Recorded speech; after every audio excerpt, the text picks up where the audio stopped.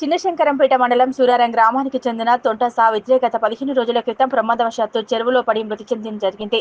కుటుంబ పరిస్థితులను గ్రామస్తులతో మాట్లాడి విషయం తెలుసుకున్న Leela group chairman doctor Mohan Nayak నేడు ఆ కుటుంబాన్ని పరామర్శించి కుటుంబానికి కొంత ఆర్థిక సహాయంతో పాటు నిత్యావసర సరుకులను అందజేశారు.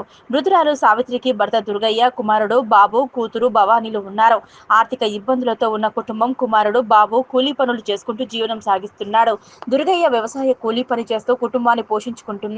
మృతురాలు కుటుంబానికి ఆర్థిక సహాయంతో పాటు నిత్యావసర సరుకులు అందజేసిన డాక్టర్ మోహన్ నాయక్ ను గ్రామస్తులు కృతజ్ఞతలు తెలిపారు. ఆ భగవంతుడు ఆయనకు మరింత సేవ చేసే విధంగా ఆయురారోగ్యాలు ప్రసాదిస్తూ మరిన్ని సేవ చేసి పేదవారికి అందే విధంగా చూడాలని కోరారు. ఈ కార్యక్రమంలో రాజ్ కుమార్ గౌడ్, దుర్గపతి, మహేందర్, నిమ్మగల్ల మల్లేశం, సిద్ధిరాములు పాల్గొన్నారు.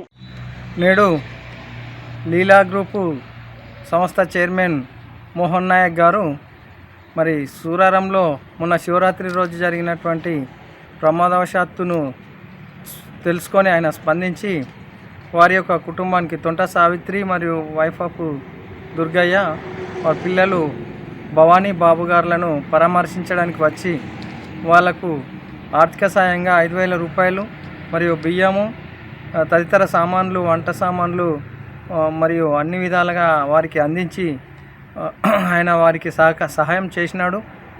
అందుకు గాను మా గ్రామం తరపు నుంచి మా యొక్క కృతజ్ఞతలు తెలియజేస్తున్నాము. ఆ మోహన్ నాయక్ గారు ఆయురారోగ్యంగా ఉంటూ మరి ఇంక ఇలాంటి ఎంతో పేదలకు సహాయం చేయాలని కోరుతూ ఈ అవకాశాన్ని అందరూ సద్వినియోగం చేసుకోవాలని కోరుకుంటున్నాం. మొత్తం రెడీ అవుతాను.